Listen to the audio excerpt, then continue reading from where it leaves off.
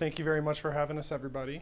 I can give a little bit of background information about GeneX. So the development firm that we work for is called GeneX Power. We work for GeneX Power, but we have many different project names for all of our different projects. So this one here in Winnebago County is Gemini Solar. GeneX has been in business for about 15 years. Our headquarters is in Charlotte, North Carolina. We have a regional office down in Indy. And majority of our projects are in the PJM electric grid, which stands for Pennsylvania, Jersey, and Maryland. We have projects all the way from North Carolina all the way out here to Illinois. And as the years have gone by, our portfolio has slowly shifted from the East Coast here to the Great Lakes. So we are one of many companies here in Northern Illinois. So Gemini Solar is a utility scale solar project. We know that solar has been in center of topic of conversation here in Winnebago for quite some time. There has been a lot of community scale projects here. So the biggest difference between a utility scale project and a community scale project is that a utility scale project goes directly into the transmission lines, similar to Byron or a nuclear power plant or a coal-fired power plant, as opposed to a community scale project is maybe just designated to help with utility bills for a particular neighborhood or a commercial logistics facility or maybe a commercial park or a specific set or a region of a particular town.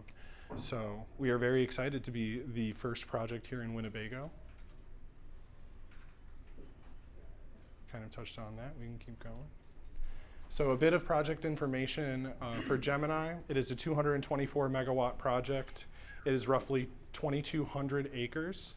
So yeah, geez, it sounds like a lot. It is 1%, it's 1% of the farmland in Winnebago.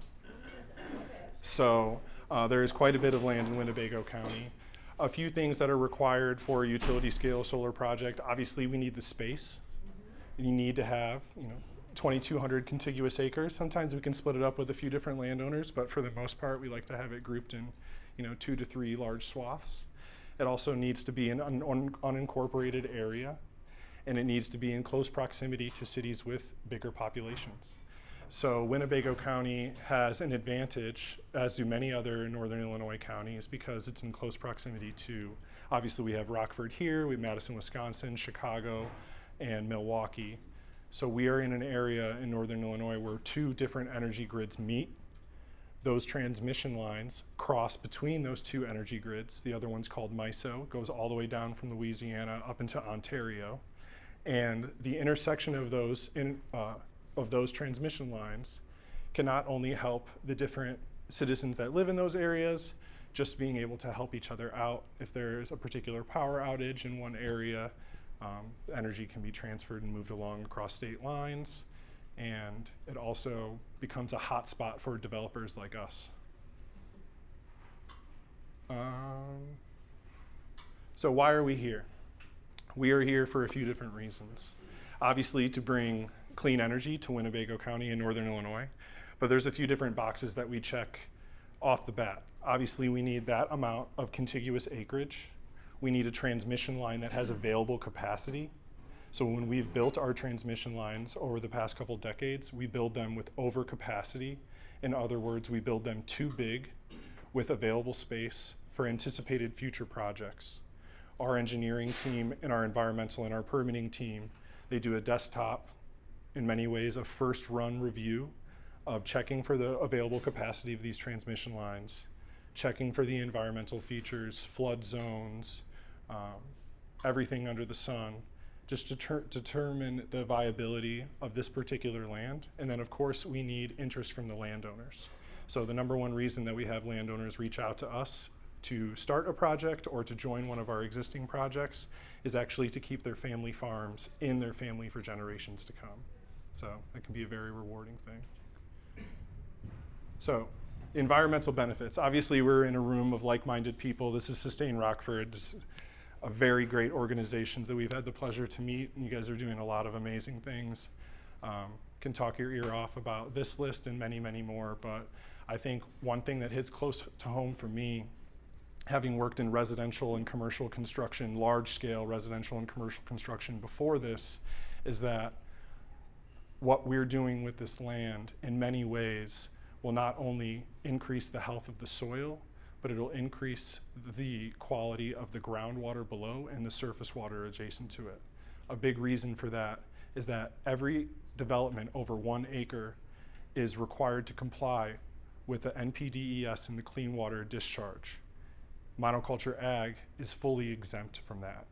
So the community scale projects, the utility scale projects have a requirement to be fully stabilized after completion. They cannot close out their permit before it is completely stabilized. And many environmental benefits that you would get from rotating crops, just leaving the land fallow. This is all of that times 40. We bring back natural vegetation, we bring back wildflowers, and with that, we actually see an increase in wildlife and biodiversity as well. And I want to jump into, you had a strong reaction to the 22, no, great, please react, to the 2,200 acres. So the little caveat to that is we only need to put panels on about half of that land. So one thing that we pride ourselves in is really customizing the project to what the neighbors want to see. And the landowners are full partners with us in this. And so not only will we work with Illinois DNR, like Adam said, to plant native pollinators and to bring back wildlife habitat, but they get the landowners in the project and the neighbors of the project, they get a say in what kind of plants do we plant, what kind of trees, vegetative buffer, what kind of fencing do we put up, how far do we set it back from the road. Of course, there are state ordinances that we have to check off, but that's just the bare minimum. We're always going to go above and beyond the minimum to design it, so that everyone wins and we get the best possible outcome. So we're preserving 2,400 acres of farmland, but we're not actually putting panels on all those acres. So that'd be the most inefficient project design Yeah. in theory if very everything is inefficient, yes. muck soil and floodplains. But the rule of thumb is 5 acres a megawatt. And we So lease it'd be 10. much less than that. So we do that on purpose, and we don't like to cut down trees. We're a renewable energy company, so we don't think it's wise to go in and cut down swaths of trees. I think both of you had a question. I just wanted to summarize what you're saying is like the land you're building on, you're making sure it's like healthy or suitable for the environment. Yes. You, I guess, do your work on it. Yes. Yes. Yeah, there is an extensive environmental and permitting review for the scale of these projects. And there's dual use that can happen. And so in many of our existing projects, especially in Ohio and Indiana, we have a lot of sheep grazing. So sheep are the perfect combination to solar. And so sheep farmers love to be part of our projects because we put up a vegetative buffer and we put up ag fencing.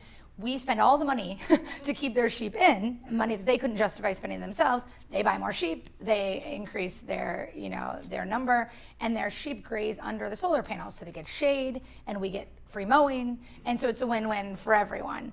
Mm-hmm. You can plant shade plants under solar panels. One of our projects in Indiana, we have bees. A lot of the farmers will still farm some of the land that's not being, they've leased to us, but is not actually in the project footprint. So there's a lot of dual use going on in these project areas. Do you have any statistics available for like past projects to show like, I guess, the diversity growth or? I didn't bring them with you, but I could definitely get them to you. And there's also quite a few it's a great case question. studies. It's quite significant. I mean, as you can imagine, constant work, harvest, planting of a mono-ag field, there's not much that can live in there. And so not for this project in Winnebago County, but one of our other projects in Illinois, we have an active bald eagle's nest. Yeah. And so there's a 660-foot buffer around that entire nest. It also sits perfectly for our engineers on an existing buffer for a creek, a navigable water body. So that has it's an existing buffer. So they will be protected 660 feet in every direction. And then that project is 1,800 acres. And so they will have 1,800 acres of fenced in breakfast, lunch, and dinner. Yeah. It's one of the reasons one of our landowners signed up is because he wanted to protect the eagles. So there's lots of reasons that people. That purposeful, Yeah. Did you get your question? No, he did not. It's a publicly traded corporation that owns this, or? No, we're a It private is not. company. We're a private company. Yeah. So- How long have you been in business, or? 15 years. Yeah. So Incorporated in Charlotte Yeah. by 4 individuals who put up their own money to start the company. Yeah. They're all engineers, and then expanded from there. There's a little under 50 of us. Yeah, we have a small team, but a powerful team. We have 10% of the solar projects in PJM total, and we permitted and built the biggest project in operation east of the Mississippi during the first Trump administration. I can Which also is a give you nice lots of little good tidbit LinkedIn sheep grazing accounts to follow. It's super fun. Yeah. But yeah, we could definitely get you that information. The fancy. You give us 250 words and a couple of pictures. We'll put it on the Sustain Rockford website under Sustainability Developments. Yeah. And if you have a link under there for more information, we can, hook to a cloud link that will provide additional statistical information. Since your project is big and will take a while to develop and then get going, you can update that and people can see what's going Yeah. on. Well, thank you. We'll- Sure. After tomorrow afternoon, we'll have more information Yeah. because we're meeting a family here in Winnebago County that does this. Okay. So Yeah, and we thought maybe we would do it right after we talked to you, so then maybe it might get a little bit more interest. But we will definitely get that to you. the fancy word for that the purposeful dual use is called agrivoltaics, and the biggest conference is actually here in Chicagoland. The case studies are really, really interesting. I'm an environmental nerd. I got my environmental degree from Northern. There are projects, fully operational cattle ranches in Texas with 15-foot panels that still track the sun. People are doing case studies all over the country, just trying to see, shade-tolerant produce and veggies and whatever it may be, wildflowers and apiaries and the setbacks. And there's a lot of possibilities. The previous company that I worked for was based in Madrid in Spain. Most European countries require a factor of agrivoltaics, that dual use and that balance. Obviously, they don't have nearly as much land as we do, but it is very, very interesting. And I think the case studies, you go down a rabbit hole for hours. So where do you source your solar panels? I hope it's not China. No. It is not no. China. Let me So- say real quick, there is a list of countries that you cannot source from. Yeah. So China is on that list, but Yeah. just to put people's mind at ease, there actually is a list that you're not allowed to source from. Yeah, there is a lot of procurement of materials that come from all over the world. We really try to keep our panels as close as possible. We have steel manufacturers in Indiana. We In have my panel hometown. manufacturers in Indiana. Canadian Solar is booming. They've got a massive facility down in Texas. I think it's fair to say with the current administration, more people will be pulling from American-made sources. And so, that is a roller coaster for every single project. And it's not the easiest thing, but it's in our best interest to keep it as local as possible. I have a question.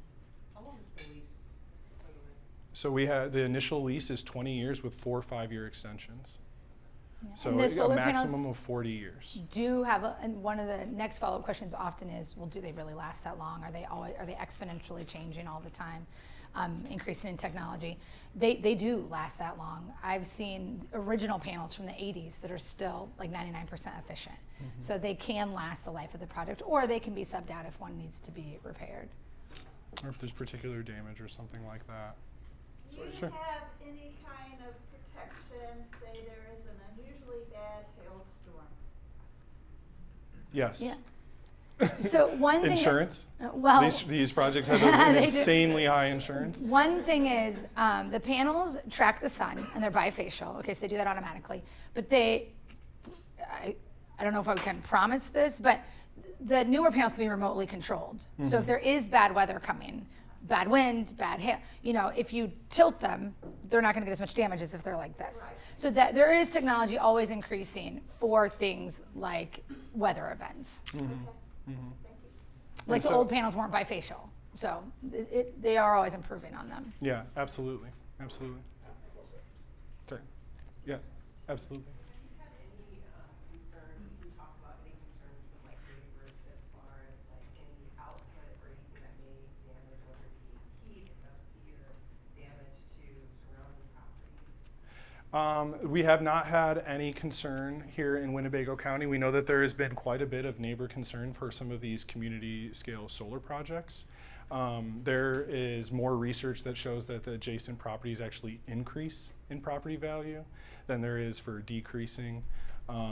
So the reason for the increase in property value is because the number one reason people choose a home is because of the schools. Now that of course only applies if you have school-aged children, doesn't apply if you're retiring out to the country. But the schools are the number one tax beneficiary of these projects. They usually get about 35% of the increased tax revenue. And so that's what causes the home values to actually sometimes increase. There is no evidence that they decrease. If you're just talking about concerns as far as noise or pollution, or what was the other one? Sorry? health, she said health. So there's no factual evidence at all that there are any of those concerns. Our job is to provide all of the education that we can and to have as many conversations as we can. So we have a strong policy of letting people say whatever they want to us, whenever they want, as often as they want. It's not our job to convince them to be a fan of renewables, but it is our job to give them all the tools that they need to have the education and the information they need to make an informed decision for their family. So. Yeah. So there is no harmful leaching or runoff from the panels themselves. They're made of materials that are all recyclable, and there has been some states that are quite adamant about there being some runoff and leaching of toxic materials into topsoil, which is a very realistic concern in states like Iowa and Illinois and Indiana, where our bushels per acre are, rivaling California in some categories. It makes sense that that's a concern. We've had a lot of project communities in the state of Indiana where they've actually gone out and done soil core bore testing and have not found anything. So Whales, are they okay with whales? I would think so. Next time next time I run into one, I'll ask. Next time we come, because there'll be a next time, we'll bring a panel and we'll show you what they're made of. But it's all just materials you're used to and that is recyclable. Yes, sir. How many megawatts is this project on 2,200 acres in? 224. 224? And how much of this percentage of this 224 is actually going to service the Rockford area? That's a tough question. So quite a bit. I would assume 100% of the energy is going to go in the region, whether it be Rockford, Madison, Milwaukee, Chicago. Who's buying it? The power?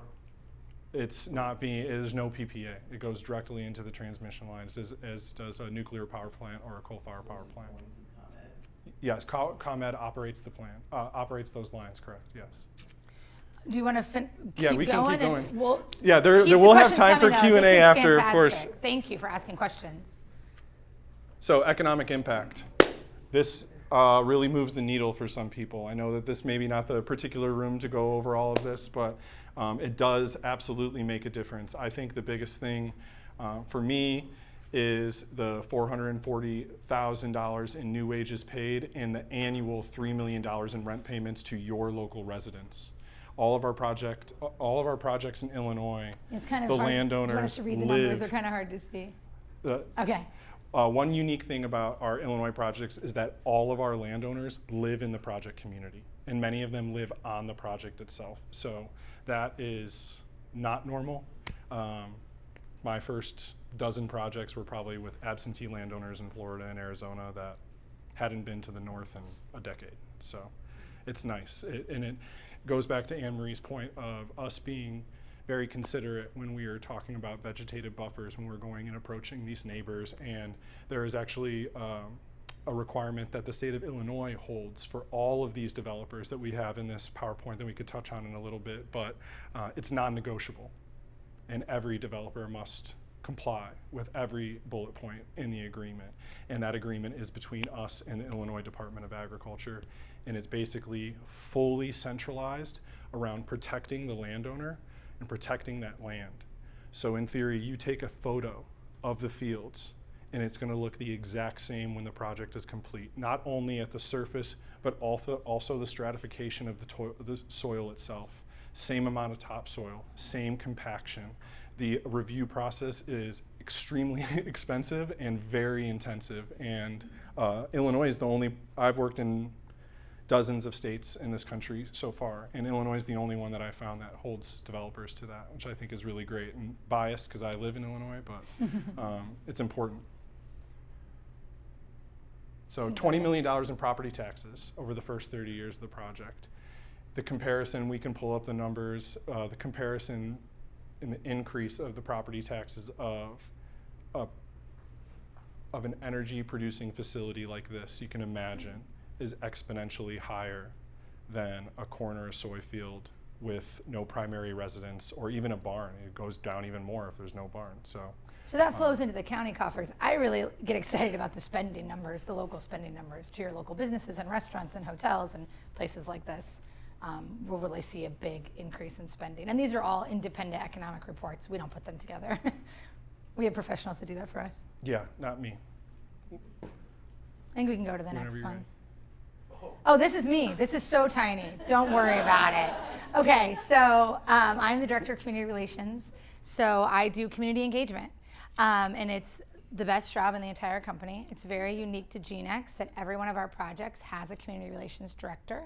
So I come from a nonprofit background. I was actually with a very large United Way in Northwest Indiana before I took this job.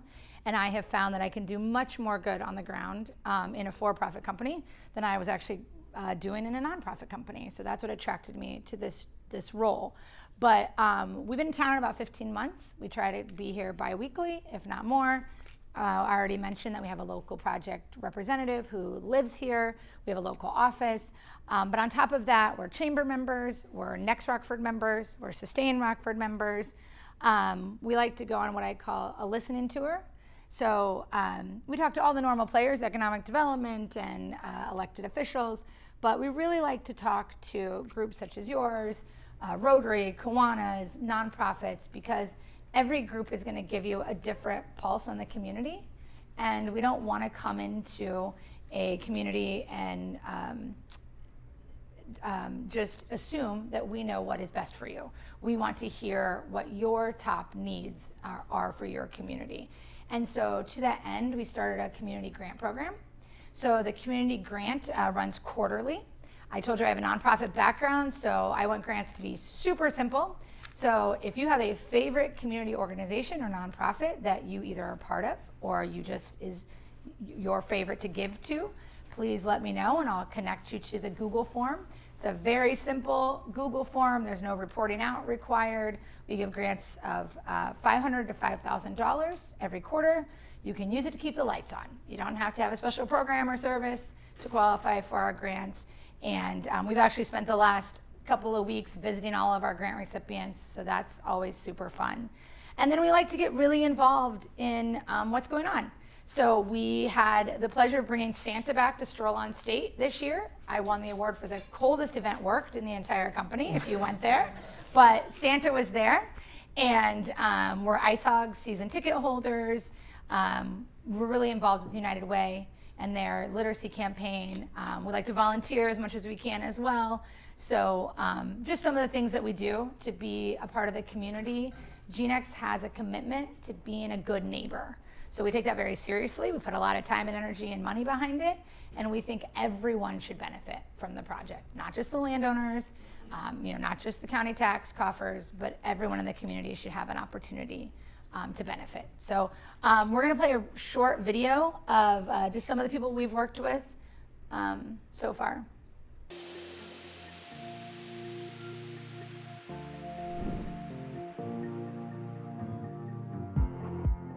Hi, my name is Marty Johnson. I am an account executive for the Rockford Ice Hogs in the front office. I act as the youth hockey coordinator and proud to be working here with GeneX. First interaction with GeneX was at the Rockford Area Chamber of Commerce golf outing. Anne Marie and I met on the third hole and became fast friends. And it was easy to see that a lot of the initiatives that the Ice Hogs are looking to be a part of also align with what GeneX was all about. It was easy to tell that community, the local partnerships mattered to both of us. And so, through our talks, it ended up that GeneX was the proud owner of 4 new season tickets with the Ice Hogs. Julie Bosma, President and CEO of United Way of Rock River Valley. I'm Angela Lundeen, the Director of Development for United Way Rock River Valley. I've had the opportunity to meet with Anne Marie, and she has explained what you guys are doing here in our community, and so I'm a new learner to solar, but thankful that you guys have chosen Rockford to start things here. It's important for our community, and then it's also a wonderful benefit that you have chosen United Way to donate funds to. That helps us to continue our work in our community and make a difference in young people through our literacy program. And so super grateful for that and looking forward to continuing that partnership.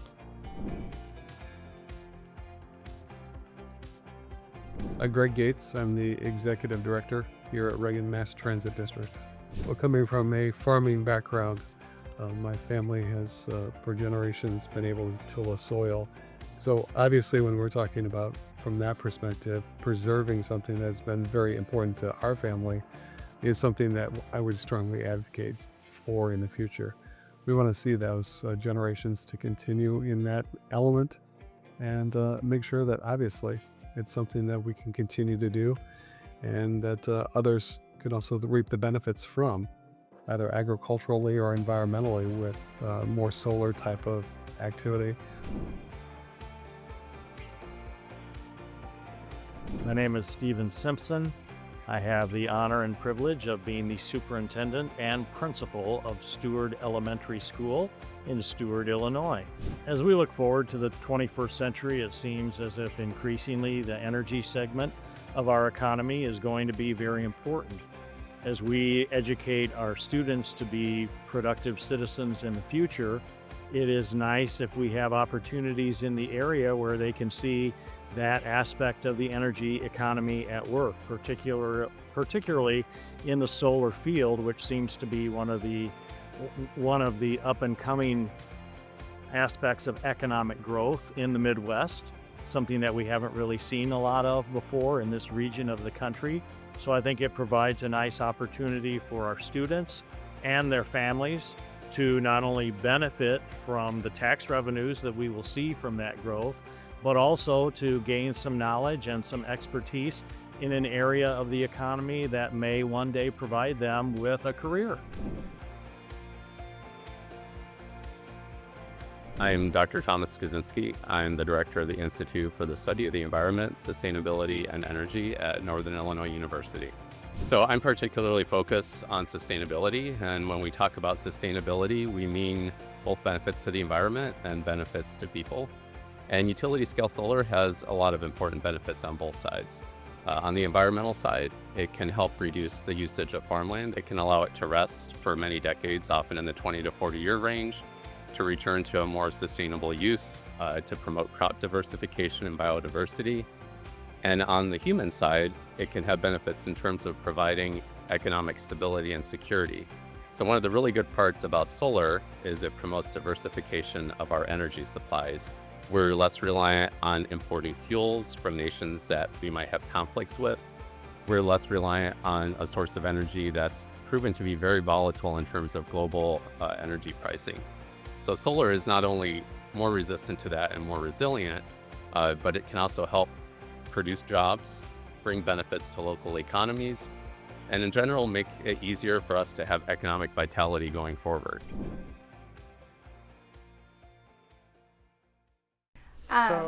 Yeah, do we just want to do questions now? I mean, there's lots of slides. We don't have to go through them all, but you guys had lots of great questions. Yeah, we don't want to bombard with information. There's a lot of good questions. With bifacial panels, is the idea to get reflected light from the sky to hit the other side? The snow. Not the sun side? The snow. The snow. When it's snowing. So in the north. Yeah. Yeah. So it increases the productivity over the winter months.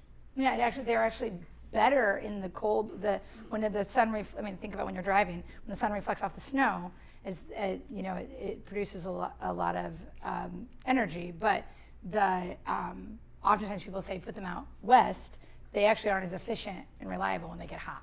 So they do better in mild climates. Yeah. So Texas and California are just fighting each other for number one, but Illinois is top 5. And the Great Lakes will consume the top 5 here very soon as the heat decreases the energy output. And- So so like Anne Marie said, the same reason that you got to pop your sunglasses on in the winter. You're like, why do I have to wear sunglasses while I'm driving? Right there. And Illinois and Michigan's governors have both set very, very aggressive renewable energy goals. Illinois is 100% by 2050. Illinois and Michigan, their legislator is favorable at the state level, but they're behind on their renewable energy goals, I mean, to be honest. So that's why they're going to continue to rise. And I think that's it's a goal, right? Goals are goals for a reason. Our mission as a company is not to replace all fossil fuels. It is to supplement the domestic energy production that we have here in North America. Not every state has 11 nuclear power plants like we do. There are some that are absolutely biting at the bit for one. Indiana has 0. So we have a more diverse energy portfolio than many other states already. And just, we were talking about EVs earlier with the data centers popping up left and right. You want some heartburn, look at the amount of energy use that or water that some of these data centers are using. It's astounding. They're popping up everywhere, all over northern Illinois, all over northern Indiana. And so it's a little bit of a catch-up game. There were some hands. Yeah, with your environmental degree, did you have time to like look at all the renewable sources that are available and like what would be, because it said on the slide it was like the solar was 3rd best or 3rd largest in Illinois for energy use. Mm-hmm. I guess with your degree, is there like another renewable source that you would advocate for? I'm not as anti-nuclear as some people would want me to be. I have worked previously with large-scale wind as well.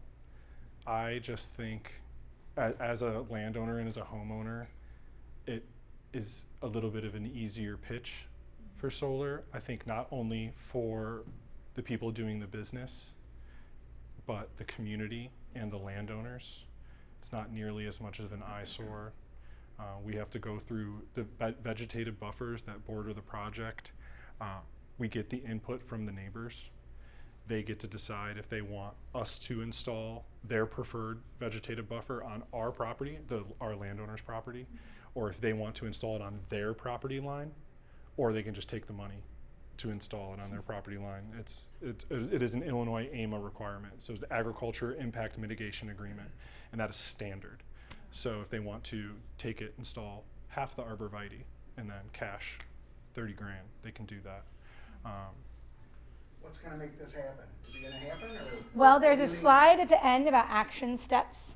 Thank you so much for asking. What do you You guys can help make it happen. So really, we have found so many supportive friends in Winnebago with all the great organizations that we've been able to connect with. The more friends and the more support that we have in the community, the better. Again, this is the first utility scale project to come across the Winnebago County Board, period. Not the people that are currently in the county board. We are the first ever. So if you go east into Boone, completely different story. You go south into Lee County, they're the #1 renewable county in Illinois. There's projects west of Springfield, double black diamond, that's gonna power all the municipal facilities in the city of Chicago and Loyola. So these are popping up everywhere. But we do have some action items you can do Yes. to help us out. So we've got some yard signs over here. These are non-branded, so they don't say Gemini Solar, they don't say GeneX, but a little, just solar socialization, get people used to it, kind of like I love my library in the front yard. We've got some new ones coming that will say Gemini that we can get to. We've got letters of support. So these are they're very generic. They just got 2 lines on them and they've got some space for you to write your own words. These are very, very impactful to the county board, especially our district rep, Aaron Booker. He has indicated that he will give us his support as long as there are no neighbors that are unhappy. And so we do a really great job at neighbor outreach. The goal is always, if you have a question, ask us. Don't call your county board rep, ask us, and we will answer your question and take care of your concern. So these letters go a long way to showing the county board that we have support. If you go to our website, you can also sign a letter. You can sign a petition. You can sign up to be on our newsletter. It comes out quarterly, so you can find out what's going on with the project. In the back of the room, there's some swag, so you carry that bag around town. That would help a little bit too. But there is a sign-up sheet in the back asking you to commit to attend a public hearing.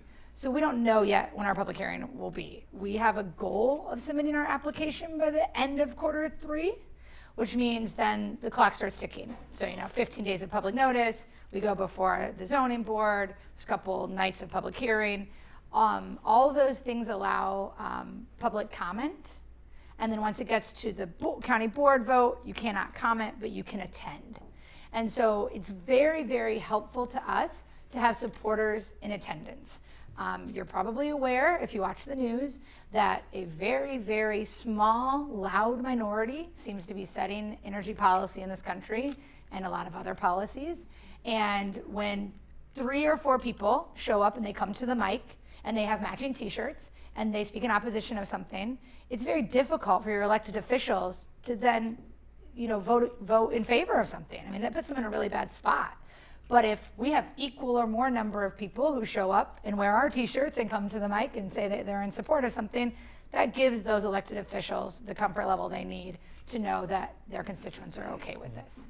So those are all things that you can do to help us out. It makes a big difference. It's the county board members in Winnebago's, their number one concern is perception of the neighbors' opinion. And so we have a neighbor campaign that we do for all of our project communities. We're in kind of the process of getting that in motion right now. We're going to start all of our environmental and permitting studies here coming up, and we're going to do that simultaneously. We have 2 big swaths of land. The majority of our land is already under contract for this project, so we know where our project neighbors will be in relation to those swaths of land. But we also want to be considerate and speak to the neighbors, even if they're not going to see any part of the project footprint, even if they're going to be adjacent, kitty corner, catty corner, pick your preference per the region. District 1 or region, whatever, in Aaron Booker, some of that's Winnebago, right? And because I just heard Frank Eubank he didn't want some of his constituents didn't want to see some of this stuff out there.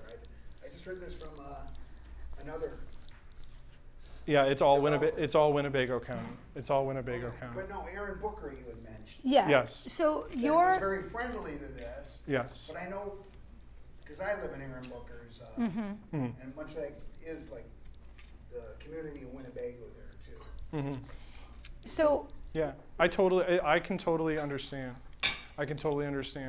I think it's also about. No, I think what your question is. So you said you got it lined up, so I just. Well, that's a snapshot in time, right? So we all know next time we talk to him, we could have a different conversation. Yeah. There has been a lot of community solar voted no by the county board. Most recently, there was one Tate Road Solar. I believe that was also in Aaron's district. And all the conversations that we've had with Aaron and with landowners and with other elected officials is there doesn't seem to be within Winnebago County an opposition to renewable energy. There seems to be what do my constituents want? I will vote as a public servant based on what my constituents want. And so that is what we're focused on. And it is the first utility scale solar project, which the elected officials we're still trying to educate them on that issue. I don't think that many of them are aware of the difference between community scale solar and utility scale solar. So that's part of the work that we're doing. And just so that we can be mindful of everyone's time, if we can have some time afterwards once we wrap everything up, we do have some more just announcements to announce. Thank you so much for all your time. Yes, thank you everybody for the great questions.